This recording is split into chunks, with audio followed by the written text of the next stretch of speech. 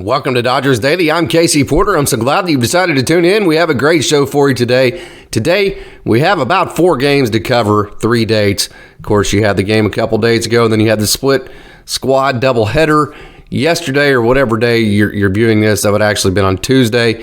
And then Wednesday night, you had the game with Seattle. So we actually have three days and 4 games we're covering, but a lot of action to get to. You know, Noah Syndergaard, he looked rough. His velo's been down. Are you a little bit worried about Noah Syndergaard and his velo and the 6 runs that he gave up? Clayton Kershaw gave up a couple of runs in his performance, but he gave the Dodgers some links. So what are your thoughts on Clayton Kershaw? How many innings do you think he'll throw this year? Hey, how about this one?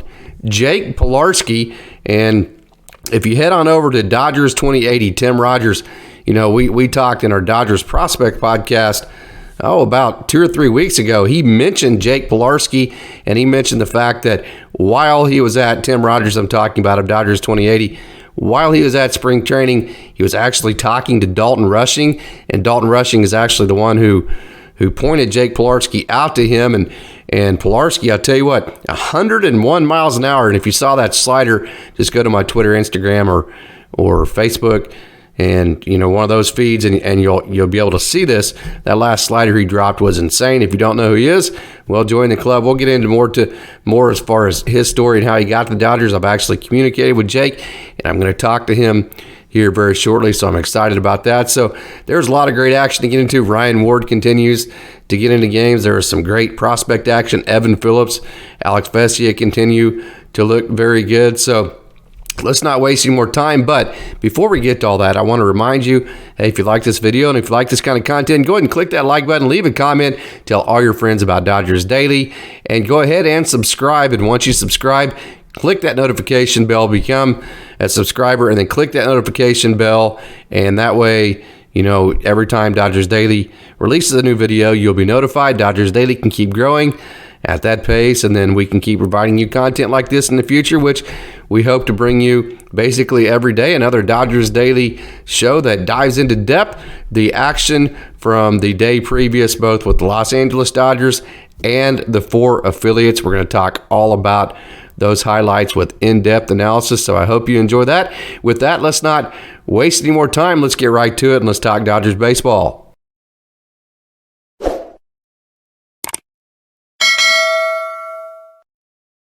Hey, this isn't actually Dodger-related per se, but I wanted to start with this. This is left-hander Jeff Belge. If you remember, he was with the Dodgers last year, and he got traded for J.P. Fire Eisen in the offseason, and he looked very, very good. 2 strikeouts and his 2 outs on the main field for Tampa Bay. And, you know, Jeff is a wonderful young man. He pitched at St. John's. His dad, Thomas, was one of the biggest supporters while they were there. They're just wonderful people, a wonderful family. And I wanted to bring this up because I love the story of Jeff Belge. You know, whenever he was a kid, he was skipping rocks, and a rock hit his right eye and damaged it. He had surgery on it, got all of his sight back.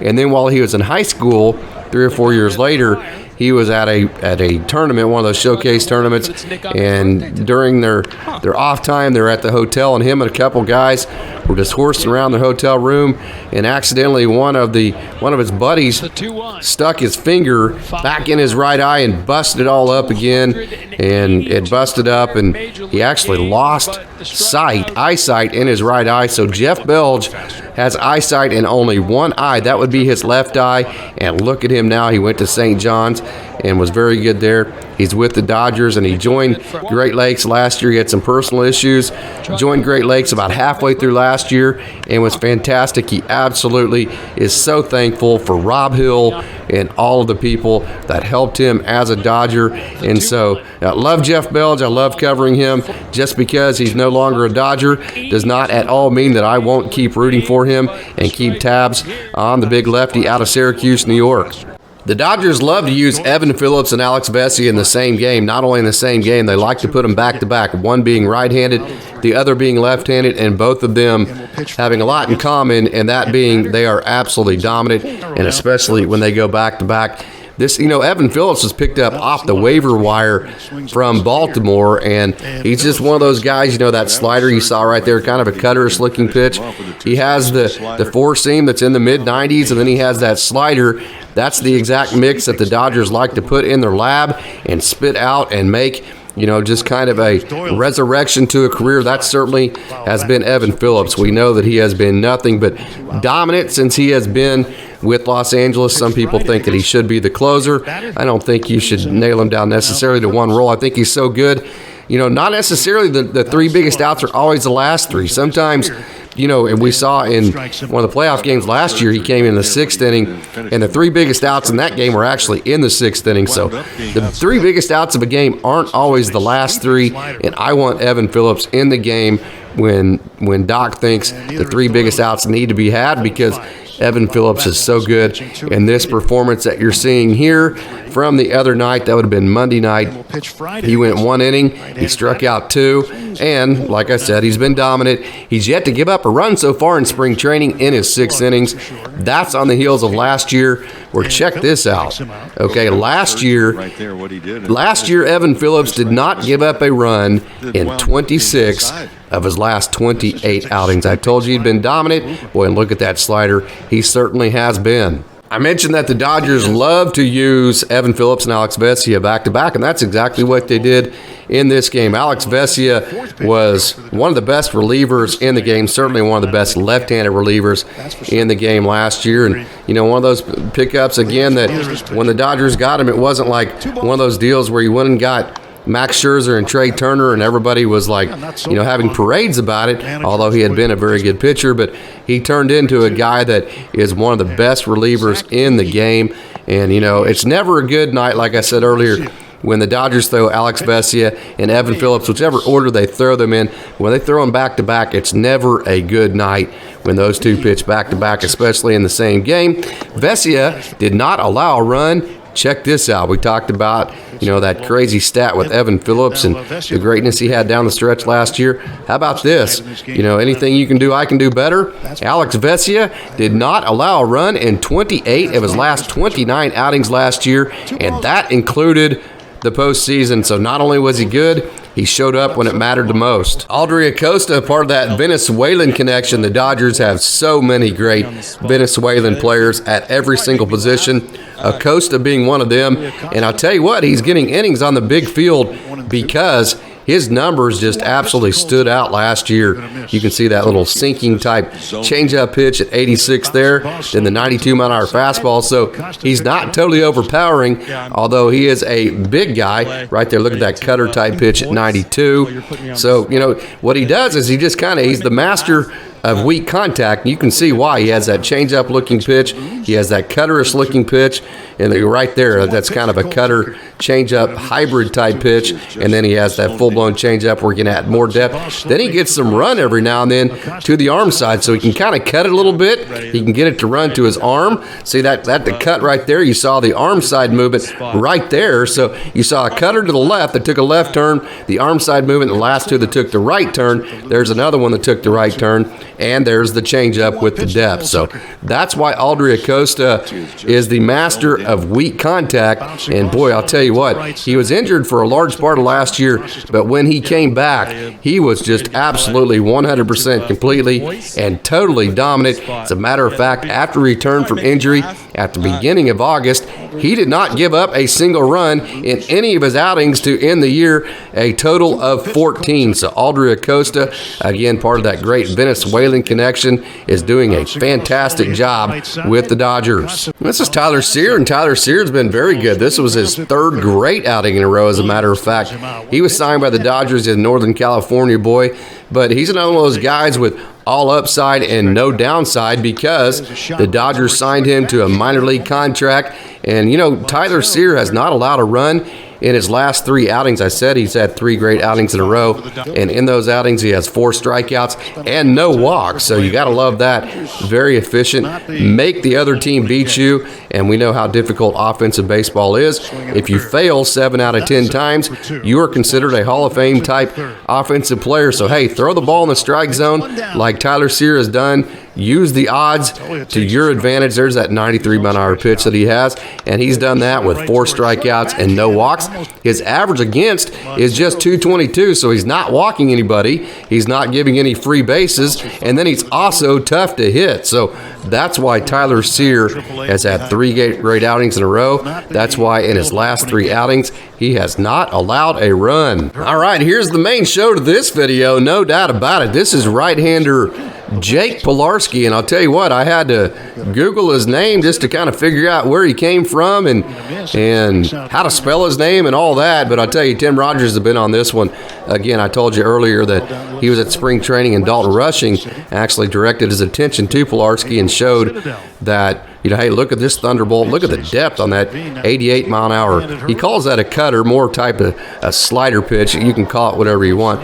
He actually labels that as a cutter. But how about the 101? Of course, that pitch right there at 101, that's been his issue throughout the years, is just simply throwing strikes. But I'll tell you what, if the Dodgers can harness that 100, 101-mile-an-hour fastball and get Jake Pilarski, there it is again, get Jake Pilarski in the zone with the depth on that cutter that he throws, watch out, because that's not going to get hit. Major league hitters will not hit that combination. And here's another thing. You know, if you can be effectively wild and do that every now and then at 101, I'll promise you hitters are not going to dig in, and it is not going to be a very fun at-bat. And going back to kind of, hey, who is Jake Pilarski? If you don't know who he is, join the club. I was one of them. I actually did know because I talked to Tim Rogers on our Dodgers Prospect podcast a couple weeks ago, and he alerted me to him. But if you don't know who he was, you should now, you know, because we're talking about him, obviously. And I threw some video out on him the other day on all of my social media platforms, but he's been an independent ball. So you say, well, why is a guy that throws 101 with that kind of slider, that right there, that's why he's been an indie ball, because he hadn't been able to throw strikes. But, you know, with this Dodgers pitching lag with Mark Pryor and Rob Hill and all these guys, I'll tell you what, man, they throw guys like this into their system, and, you know, they put them in there, and then they come out on the other side a whole new pitcher. So, boy, I am super excited to see what the Dodgers can do with this thunderbolt of a right arm. I'm going to get a chance to talk to Jake Pilarski here before too long, so super excited about that. So, okay, man, Jake Pilarski, there's your main entree, if you will, of this video, because he was super fun. He put a buzz all throughout the Dodgers organization with his last performance. You're looking at a bat from left-handed slugger Ryan Ward, and I'll tell you what, last year the video is not great right here. It'll get a little bit better. It'll crisp up here in just a second. Nothing I can do about that. But the young man out of Millbury, Massachusetts, let me tell you a story about him, okay? In the offseason, Ryan Ward would wake up at 4 o'clock in the morning. He would go work out with his dad. After that, he would go to work at 7:30. He would work from actually 7 o'clock to 3:30. After that, then he would go to the cages and do all of his baseball work. At that point, this young man knows how to work, and also he absolutely knows how to hit. Look at this. Watch this. Bam. Of course, right there, he didn't hit that ball, but that swing, how it comes through flat, but yet he can also get some north-south to his bat angle to get the ball in the air. If you look at his numbers from last year, he was in the premium slugger category. Look at him turn around that high fastball. He was a premium slugger last year, and he was on his way to hitting close to 300, if not right at 300. This young man, I'm telling you, I'm going to keep saying it, he is one of the best young hitters in the game. Absolutely, period. No doubt about it. This is Taylerscott, another one of those guys with all upside and no downside at all for the Dodgers. And I'll tell you what, he has been very, very good. One thing I want you to notice while you're watching this, look at the ride and run. The ride gives that rising effect. The run to his arm side. South African Taylerscott is. So how about that? Young man out of South Africa, again with the ride and run to his fastball. He features a slider, a sinker, four-seam, and change his velo. Look at that ride up at the top of the zone, and then look at that run, how it runs away from a lefty into a righty. His spring training ERA 3.86, whip just 1.00, which is fantastic, and he's allowed a run in just one of his 7 outings. He was picked up. You might wonder how the Dodgers got him. The Dodgers picked him up in free agency, signed him to a minor league contract. He's another one of those guys like I said, like Tylercyr and all these guys, hey, major league experience, 28.1 innings, but yet he signed to a minor league contract, so there's absolutely nothing to lose and everything to gain with Taylerscott, the young South African. The Dodgers had a split squad on Tuesday, so there was too much video to cut up, so I didn't get any video for that. So we'll just kind of briefly touch over this. Clayton Kershaw went 5 innings. He gave up 4 hits and 2 runs. So, the thing about veterans like Clayton Kershaw, don't worry about the statistics. Easy for me to say. They aren't. Just worry about, some of the signs that's showing that they're ready for the regular season and ready to roll. I think the 5 innings is probably the most important part of that aspect to how he threw Tuesday, in the sense that, he was scheduled to go 4 in his outing before that. He was only able to go 3. He had to throw his 4th inning in the bullpen. So the fact that he's able to stretch out to 5 innings, although he did give up a couple of runs, I think that's probably the big factor. That Brusdar Graterol, boy, he's looked good. And again, when Brusdar Graterol was healthy last year, that the bazooka of the right arm was very good. Yency Almonte, he continues to shine for the Dodgers. He threw 1 inning scoreless. He did walk a guy. He didn't have any strikeouts. And then Shelby Miller, well, I talked about him last time. He's had a good outing. He's another one of those guys that the Dodgers love to pick up, a guy that was a huge, matter of fact, first-round draft pick by the Cardinals a while back, and he has the mix the Dodgers like with the slider and the 4-seam. And, I know he's had a couple of rough outings before, but, hey, we'll see if Shelby Miller, as time goes on and the Dodgers get a hold of him a little bit more, we'll see what they can do with him. I'm excited to see what his progress will be like. And then, hey, how about Wander Suero? He has been really, really, really good. Young man who's got major league innings. Again, another one of those guys comes to the Dodgers with major league experience. The Dodgers love those guys. Matter of fact, his ERA is just 1.35 so far in spring training. So Wander Suero has been very, very, very good. Jason Hayward had a hit. He's hitting .220 in spring training. I have talked a couple of different videos about some of the swing adjustments he's made. If you want to check those out, go back to a couple of my Dodgers daily videos from the past. James Outman had 2 hits again. He went 2 for 4 at an RBI. He's hitting .289 on the year. And you know what? If he doesn't make the opening day roster, that'll be tough. That'll be tough to take. So, that was the first game on Tuesday. The second game, the one that was actually on TV. Okay, I think the big story out of this, and I don't think there's an answer to be had, but Thor, Noah Syndergaard, okay, the velo is down. And, to that point, it hadn't been as concerning because he hadn't given up any runs at all. He had been completely dominant. That came to a screeching halt as he gave up. Noah Syndergaard did 6 runs in 4.1 innings. It's good that he went 4.1 innings. He needs innings coming off the Tommy John. The more you throw, the more you start feeling things like they used to be. So, even if you're giving up runs, certainly in spring training, you need a guy like Noah Syndergaard, Dustinmay, guys that are coming off of Tommy John. You need them to get their innings in, because the more innings they get in, the more they get back to the feel that they used to have. Will Noah Syndergaard ever get back to the feel that he had before, and get back up to throwing 100?